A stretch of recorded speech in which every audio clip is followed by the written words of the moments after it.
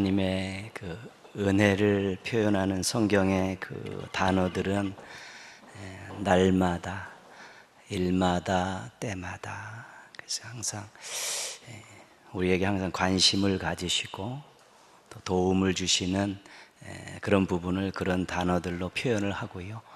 거기에 대한 우리 성도들의 반응을 어떤 것들을 요구하시냐면 시편에 보면 일심으로 전심으로. 그래서 항상 어떤 환경 속에서 하나님은 그 손길을 베푸시는 그런 은혜의 하나님으로 소개가 되고요. 그 은혜를 받은 성도들은 항상 하나님 앞에 마음이 중요하다는 것입니다.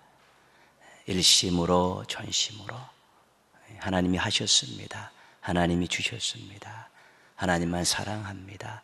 그런 마음을 굉장히 중요하게 보신다는 것이지요. 그래서 항상 우리의 마음을 잘 관리하는 것이 중요하고요. 말씀을 읽을 때든 찬양을 들을 때든 이 마음과 관계된 단어들이 표현들이 굉장히 많이 나옵니다. 그래서 이 마음이 얼마만큼 하나님 앞에 향해 있는가, 얼마나 하나님의 것으로 이렇게 다 뭉쳐져 있는가. 그래서 하나님 그것을 아주 중요하게 여기십니다. 하나님을 향한 여러분의 마음이 일심 또 전심 그렇게 하나님을 기쁘시게 해드리기를 주님의 이름으로 축복합니다. 이번 주 요절은 로마서 6장 11절이죠. 6장 11절.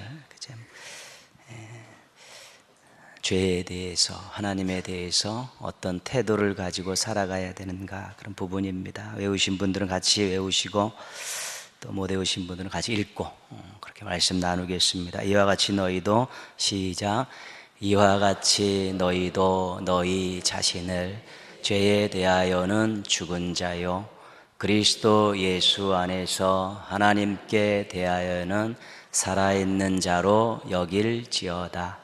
로마서 6장 11절 말씀. 아멘. 우리가 구원을 이야기할 때 빼놓을 수 없는 것이 죄입니다. 죄. 그렇죠. 병을 고치는 것도 구원이고요. 어떤 어려운 환경 속에서 벗어나는 것도 구원이고, 구원의 뜻은 굉장히 많습니다. 그러나 성경의 핵심적인 구원을 이야기할 때는 죄에 대한 문제를 빼놓을 수가 없습니다. 예수님께서 십자가에서 인간의 죄를 위해서 속죄 제물이 돼서 죽으셨습니다. 그래서 이 사실을 믿는 사람들, 받아들이고 인정하고 또 고백하는 사람들을 구원을 받는다. 이것이 성경에 나오는 구원의 진리입니다.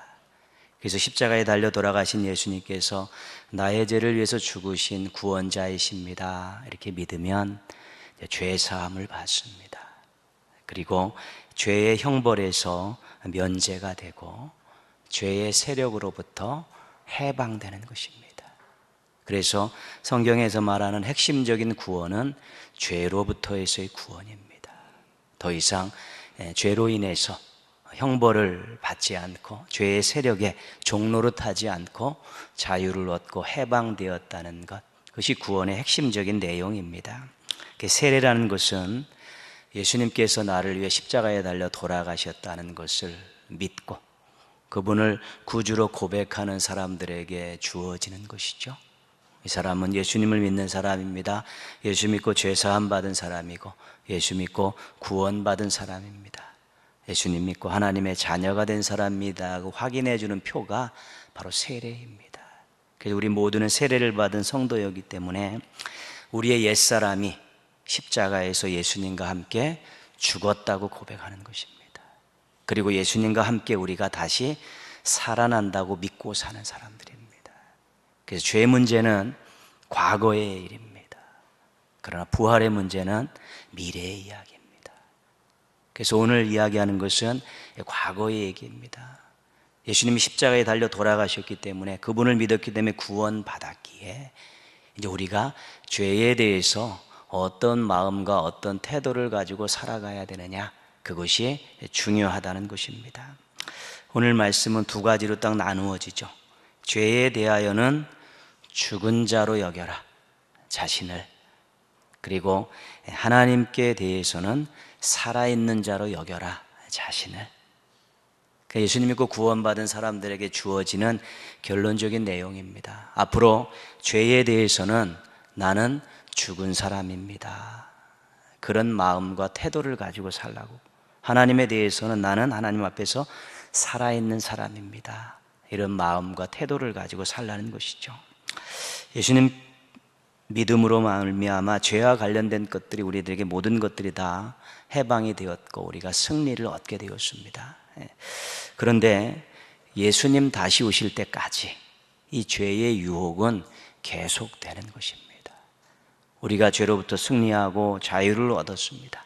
더 이상 죄에게 종노릇하지 않아도 되는 그런 모든 것들을 다 얻었음에도 불구하고 우리의 구원자 되신 예수님께서 다시 이 땅에 오시기 전까지, 아니면 우리가 이 땅의 삶을 마감하기 전까지는 죄의 유혹은 계속된다는 것입니다. 어떻게 보면 패잔병들이 승리자의 백성들을 계속해서 괴롭히고 있다는 것이지요. 이미 예수 그리스도의 십자가에서 죄와 사망의 권세가 완전히 꺾여졌습니다. 예수님이 승리하셨기 때문에 그들은 패잔병인데, 그 패잔병들이 구원받은 성도들이 이 땅에 사는 동안에 끊임없이 죄의 유혹을 통해서 성도들을 실족시키기도 하고 또 배반하기도 하고 넘어뜨리기도 하면서 끊임없이 괴롭힌다는 것입니다. 하나님께서는 왜 상대가 되지 않을 것 같은 이미 예수 그리스도의 십자가에서 이긴 이 죄에 대해서 여전히 우리가 이 땅을 살면서 유혹을 받게 하고 그것으로부터 공격을 받게 하시는가, 이거 궁금한 것이죠. 이미 예수 그리스도를 믿음으로 우리가 죄에 대해서 벗어났고 죄가 우리에게 왕노릇하지 않고 성령께서 우리를 왕노릇하고 계신데 왜 이 땅을 살아던 동안에 계속해서 죄의 유혹을 받게 하셨냐는 것이죠. 왜 허락하셨냐는 것이죠. 많은 이유가 있겠지만 우리를 위한 것들로 바라보면 뭐냐면 홀로서기를 하기를 원하신다는 것입니다. 진정으로 죄에서 벗어난 자의 모습을 죄 앞에서 보여주기를 원하신다는 것이죠. 그리고 또 한편으로 하나님 편의 입장에서 보면 옥석을 가리시겠다는 것입니다. 믿음을 가지고 있다고 하는데 정말로 예수 그리스도의 십자가를 통해서 죄 용서함을 받고 죄로부터 승리를 안겨주었는데 여전히 죄에게 가서 굽신굽신거리고 여전히 죄를 밥 먹듯이 짓고 있는 그런 믿음을 가진 사람이 없는가 살펴보시겠다는 것이고, 또 성도들의 입장에서 보면 이제는 너희들 홀로 서기를 해라. 죄에 대한 바른 태도를 가지고 성숙한 모습들로서 정말 승리자의 모습으로서 예수 그리스도 함께 죽고 예수 그리스도 함께 살아가는 그런 아름다운 인생의 모습으로 이제는 홀로 서기를 하고 건강한 신앙을 가졌으면 좋다는 그런 원하시는 마음을 가지고 일정 기간 그것을 이제 허락해 놨다는 것이죠. 그런데 믿음으로 두려움을 떨쳐버리고 자유하게 살기를 원하시고요, 확신을 가지고 당당한 승리자의 모습을 갖기를 원하시는데 쉽지 않다는 것입니다.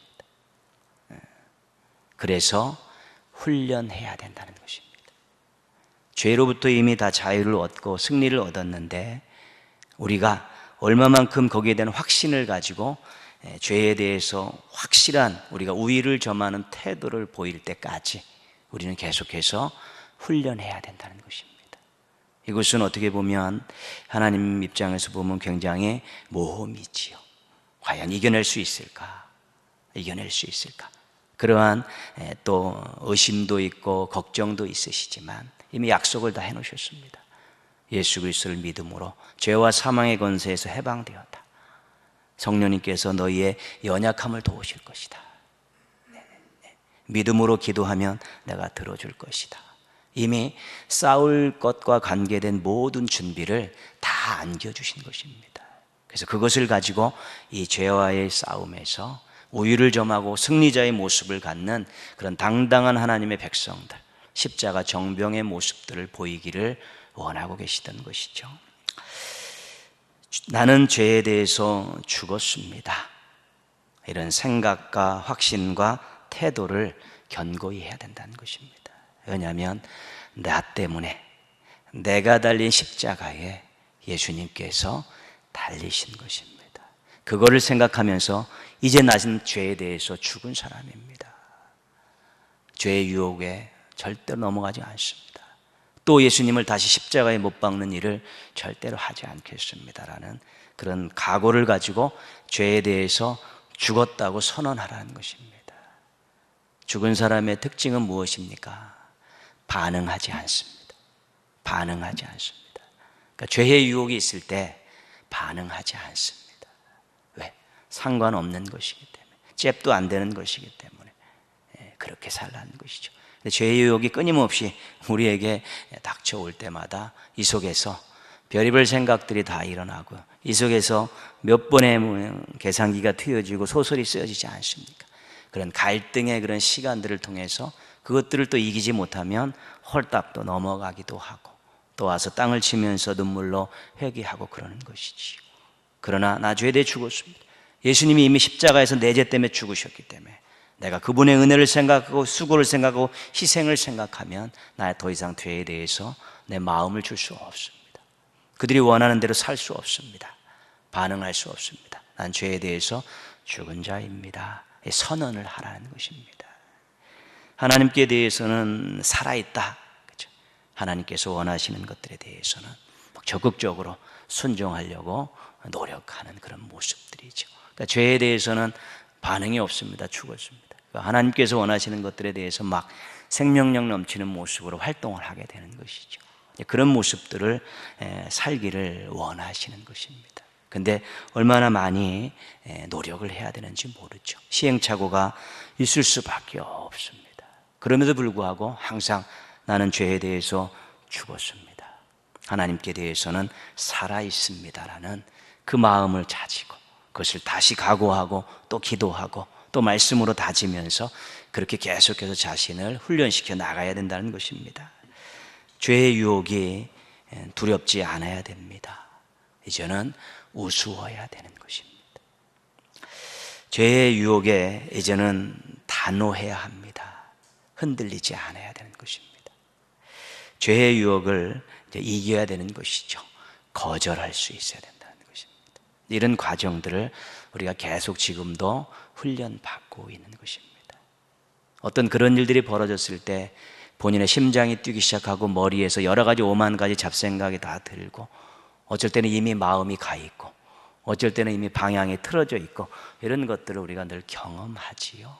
특별히 자기 자신의 취약한 부분이 있습니다. 누구에게나 자기 자신의 아킬레스건이 있습니다. 가장 약한 부위가 있습니다. 그 부위에서 도전이 오면은 얼마나 많이 고민이 되는지 모릅니다. 갈등도 심해지고요. 그것이 오랫동안 반복적으로 되어 왔다면은 이미 마음이 가는 경우도 있고, 이미 손이 막 이렇게 막 나가는 경우도 있고, 발걸음이 막 쫓아가는 경우도 있고 그런 것입니다. 그러나 그런 부분들에 대해서 우리가 몇 번의 시행착오를 겪을 수 있습니다. 그래도 내 때문에 내가 달려야 될 십자가에서 예수님이 대신 달렸다는 그걸 생각하면서 또 마음을 추스리고 감사하는 마음으로 내가 죄에 대해서 죽은 자로 살겠습니다. 제 연약함을 도우시옵소서. 흔들리지 않도록 말씀으로 붙들어 주시옵소서. 마음을 빼앗기지 않게 하시고 그 길로 발걸음이 옮길 때 제 다리 몽둥이를 분지서락도 주저앉혀 주십시오. 이러한 결행하는 마음을 가지고 기도하고 치열하게 자기 자신과의 싸움을 해나가면서 우리가 조금씩 두려움이 우스움으로 바뀌는 것입니다. 때로는 왔다 갔다 하던 것들이 딱 고정이 되어 있고, 이제는 우리가 우위의 점에서 위에서 그런 유혹들을 바라보면서 한심하다는 듯이 쳐다보고, 또 우리가 비아냥거릴 수도 있어야 되고요.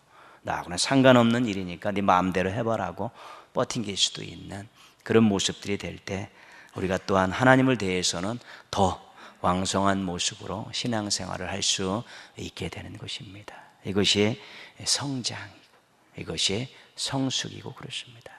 신앙인들은 누구나 다 그렇습니다. 여러분, 삼손이라는 사람은 사사입니다.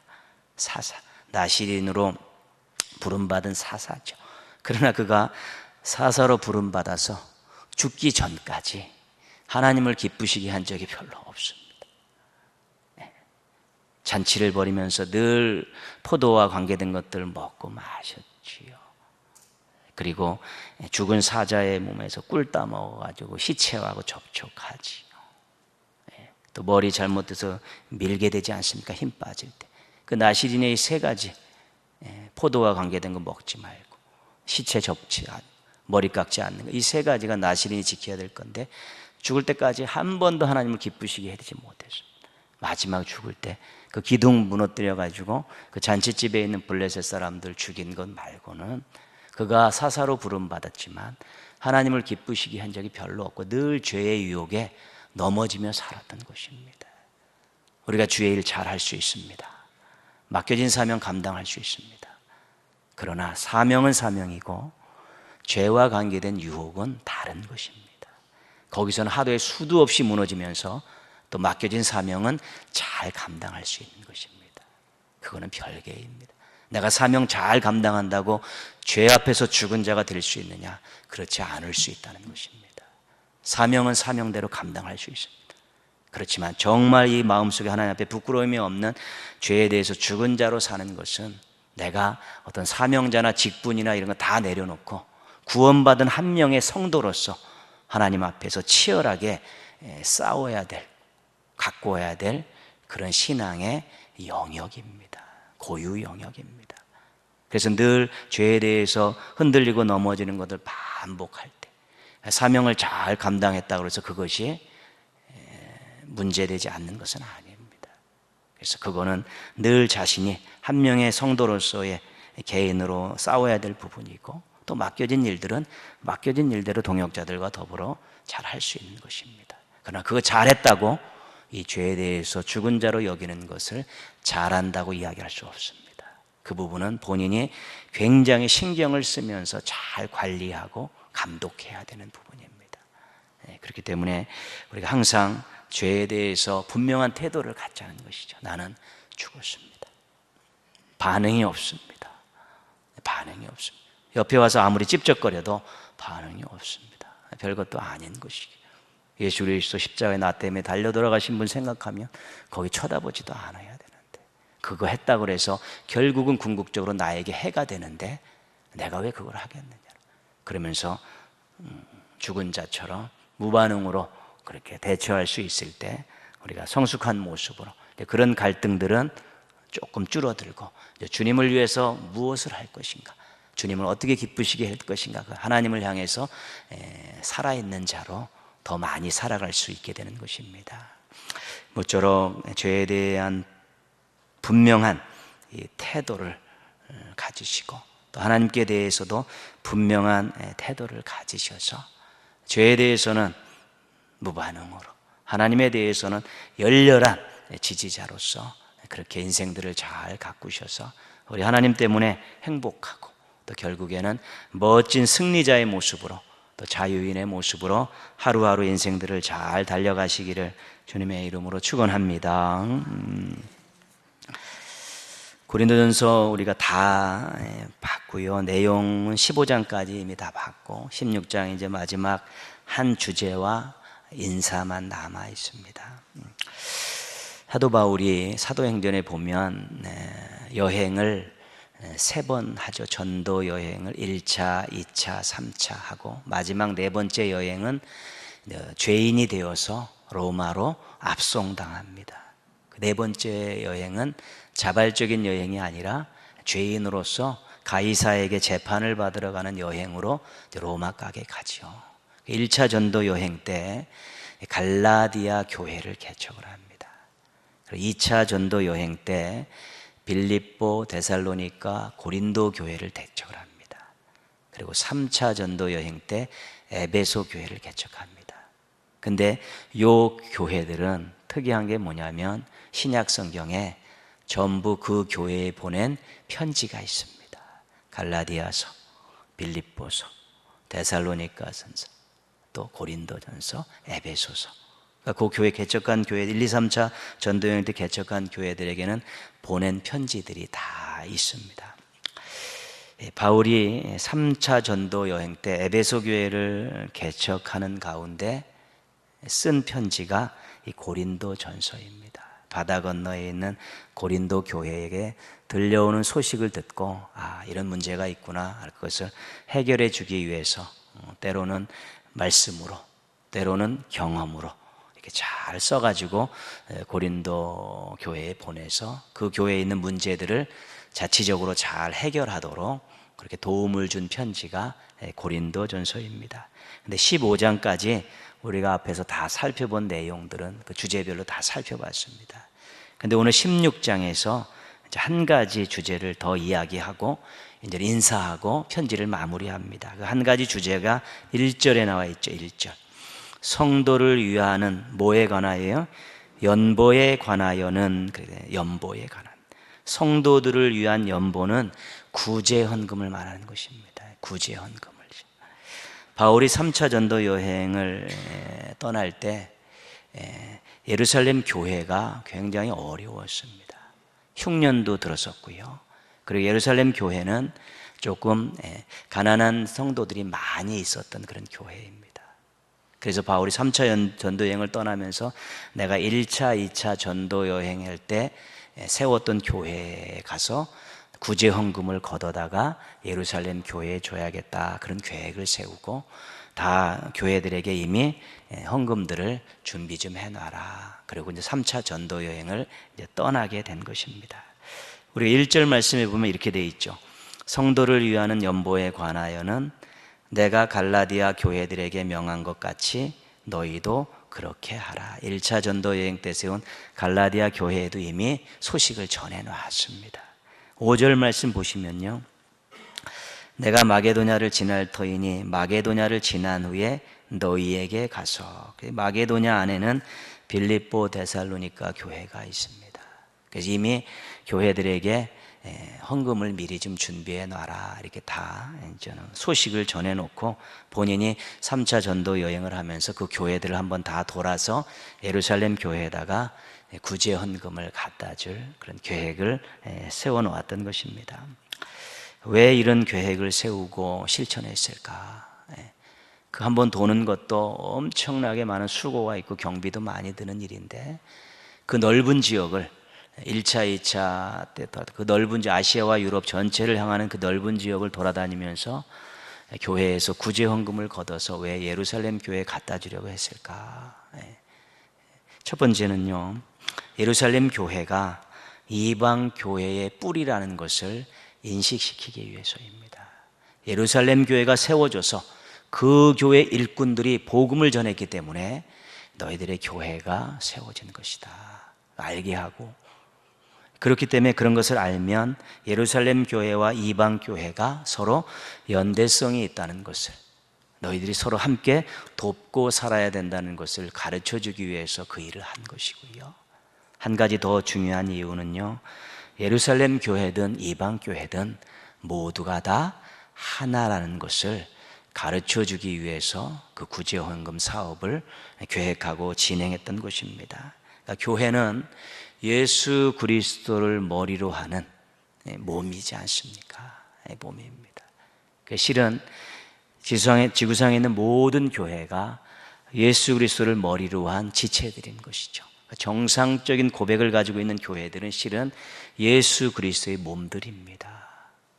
때론 우리 교회도 작은 하나의 예수 그리스도를 머리로 하는 교회지만, 이런 교회들이 계속 모여서 전 세계적으로 되면 예수 그리스도를 머리로 하는 모든 교회가 지체가 되는 것입니다.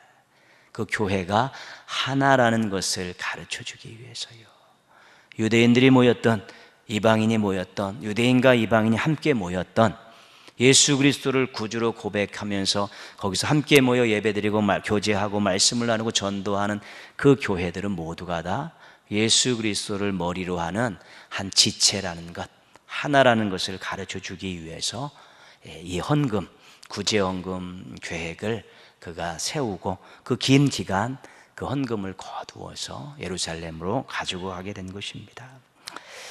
거룩한 교회, 하나 되는 교회, 개별적인 교회들은 전부 거룩한 교회를 만들기 위해서 노력해야 되고요, 그 거룩한 교회들이 서로 그리스도를 머리로 해서 하나 되는 교회라는 것들을 이루어 가야 되는 것입니다. 그게 지상의 교회들이 해야 될 중요한 일이죠. 근데 그것이 굉장히 어렵습니다. 교회가, 지교회들이 거룩함을 유지하기가 어렵습니다. 자꾸 세상적인 것들과 편승해서 거룩함을 잃어버린 경우도 많고요. 또 개교회주의가 강해갖고 교회들이 서로 연대하기가 굉장히 어렵습니다.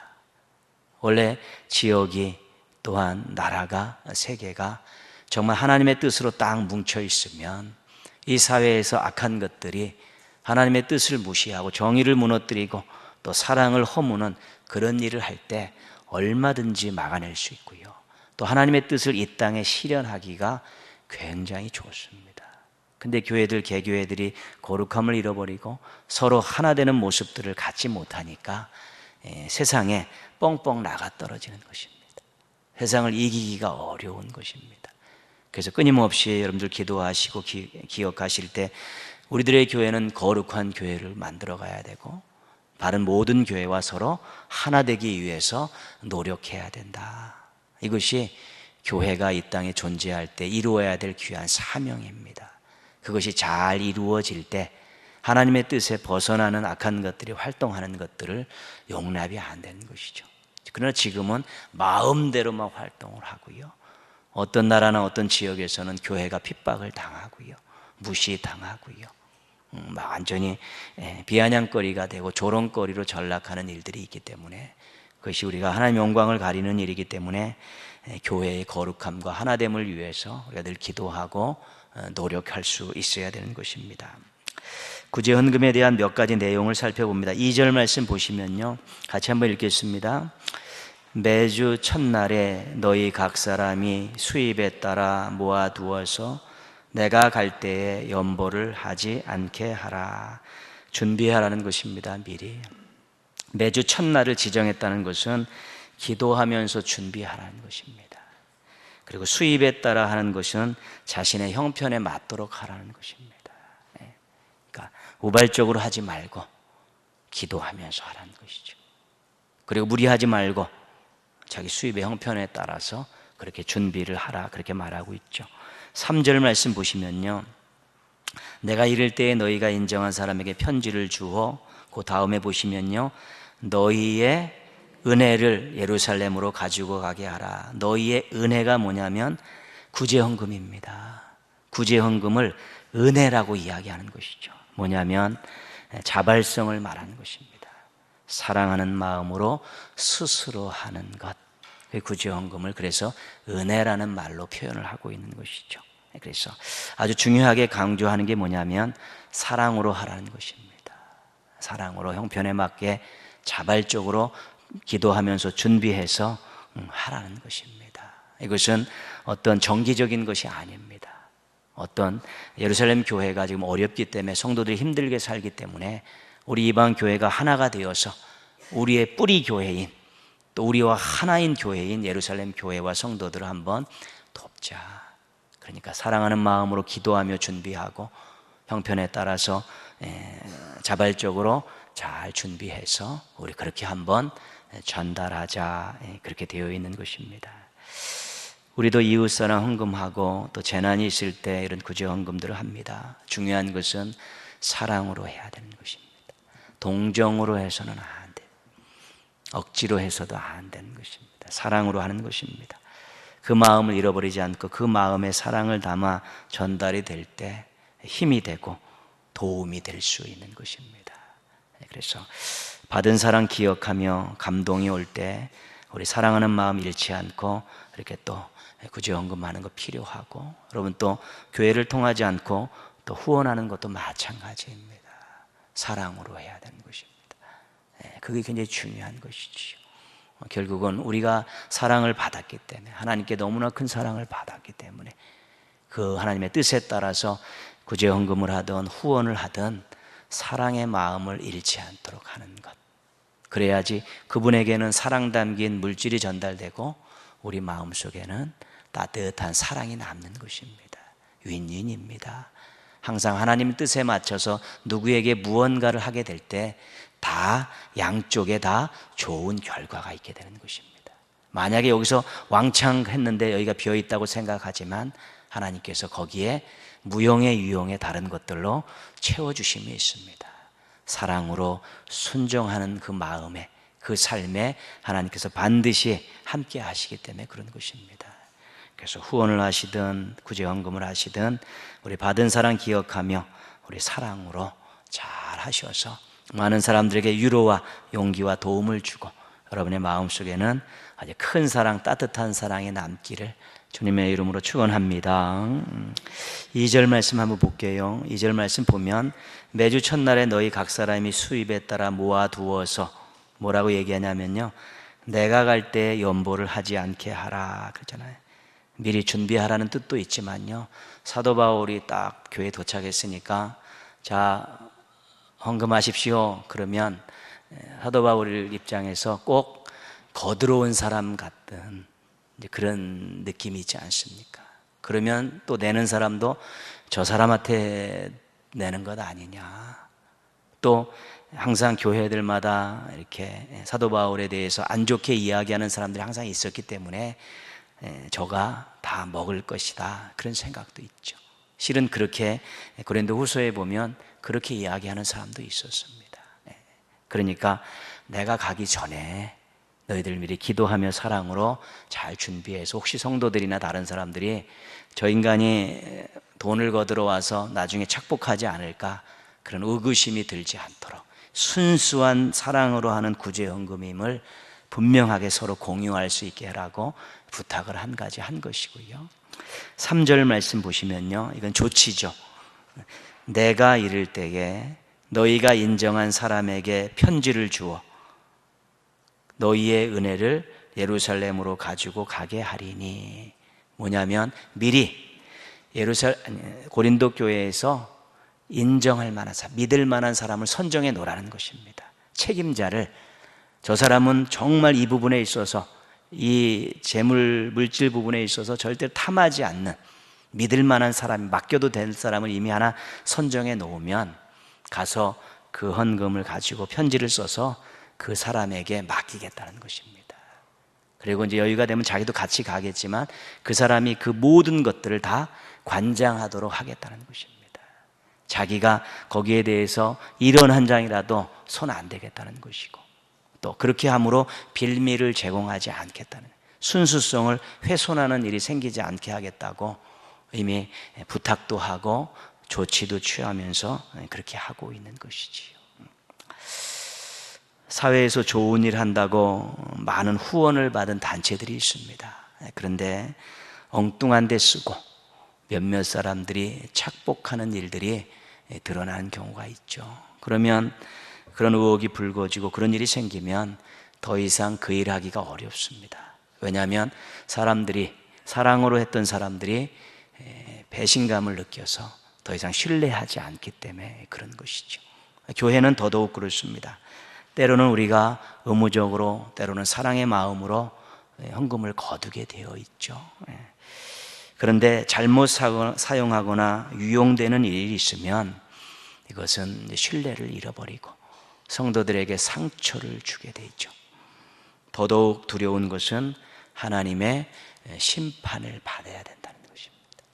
그렇기 때문에 교회는 재정에 있어서 투명해야 되고요, 신앙적으로 잘 사용해야 합니다. 그것을 재직회가 하는 일입니다. 많이 모이셔야 되죠. 그래서 어떻게 사용하고 있느냐, 혹시 센 것 없느냐, 개인적으로 마음대로 한 것 없느냐, 혹시 또 비신앙 쪽에 사용한 것 없느냐, 왜 수입 지출이 안 맞느냐 잔고하고, 이런 것들을 항상 서로 살펴보면서 하나라도 흐트러짐이 없는 그런 교회를 만들어 가야 되는 것입니다.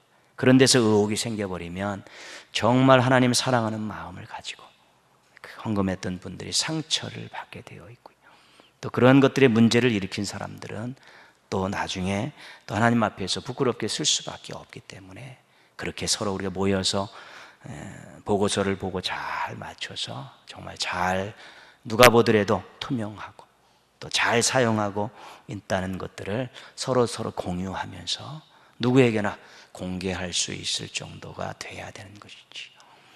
이 시대의 교회들이 그 일을 잘 못해가지고 여전히 사람들 머릿속에서 신뢰를 얻지 못하고 있는 것입니다.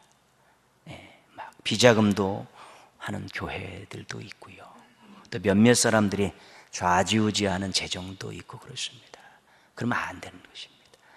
온 성도들이 기도하는 마음으로 믿음을 가지고 사랑을 가지고 다 하나님 앞에 드리는 것이기 때문에 이게 하나님의 것을 우리들이 관리하는 것이죠. 그래서 서로 잘 투명하게 잘 사용하도록 서로 이렇게 노력해야 되는 것입니다. 그렇게 될 때 교회가 정말로 하나님이 원하시는 아름다운 일들을 할 때 서로 기쁨으로 할 수 있는 것입니다. 구제하는 것도 마찬가지고 주의하는 것도 마찬가지입니다. 여러분, 우리가 한 가지 생각할 것은 여러분들이 집을 하나 장만할 때요, 대출을 받습니다. 그렇죠? 모아놓은 것이 없으니까 빚을 낸다는 것이죠. 그런데 누구를 도와줄 때 빚을 내는 경우는 거의 없습니다. 교회도 마찬가지죠. 건축을 할 때 우리가 얼마는 대출을 받습니다. 빚을 내는데 어떤 무언가 좋은 일을 위해서 또 사랑을 베푸는 일을 하는 데 있어서는 절대로 빚을 내는 사람은 없습니다. 그것이 우리가 개인적으로 교회가 가지고 있는 하나의 한계입니다. 때로는 하나님을 위해서 우리가 사랑을 베풀어야 될 일에도 우리가 좀 힘에 지나도록 조금 빚을 내서라도 한번 도와줍시다라는 그런 마음까지도 우리가 한번 품었으면 좋겠습니다. 집을 장만하고 건물을 지을 때, 또 어떤 일들을 할 때는 심지어는 막 여행을 갈 때도 빚을 내 갖고 막 가기도 하는데, 하나님의 일을 하고 하나님이 원하시는 이 사랑의 마음으로 무언가를 해야 될 일이 있을 때 때로는 한 번 정도는 빚을 내서라도 한번 하자, 많이 하기 위해서 그런 마음들도 우리가 갖는 것도 중요한데 그 쉽지 않습니다. 가정에서도 교회에서도 쉽지 않습니다. 그러나 그런 마음 가지죠. 왜? 이것이 거둬진 이것이 우리 게 아니기 때문에, 하나님의 것이기 때문에 하나님의 뜻대로 사용하다 보면 우리가 때로는 조금 더 많이 하고 싶은 마음이 있을 때는 그래도 어느 정도 한번 우리도 빚 한번 내보자, 그러고 나서 이렇게 사랑을 베푸는 일들도 간혹 가다가 좀 해야 우리가 좀 마음이 더 좋아질 것 같습니다. 어찌됐든 우리가 이 돈에 관계된 문제에 있어서 교회 안에서는 투명해야 되고 믿음으로 신앙으로 잘 사용해야 되고, 또 구제와 관계된 것들은 사랑하는 마음을 가지고 걷어서 사랑의 마음을 담아서 전해야 되는 것입니다. 이 부분에 있어서 우리가 승리하게 되면 건강함의 50%는 이미 얻고 가는 것입니다. 재정의 투명, 잘 사용, 이것이 교회 건강의 50% 이상 되는 것입니다. 그래서 우리 지금도 여러분들도 잘 해오고 계신데 우리 앞으로도 우리 하나님의 은혜를 생각하며 하나님의 뜻을 이루겠다는 마음을 가지고 또 사랑을 베풀겠다는 마음을 가지고 또 잘 하시고 잘 활용하셔서 우리 하나님 보실 때 또 세상 사람들이 볼 때도 우리 건강한 교회를 만들어 가시기를, 그래서 그것 때문에 우리가 자긍심을 가지고 사시기를 주님의 이름으로 부탁드리겠습니다.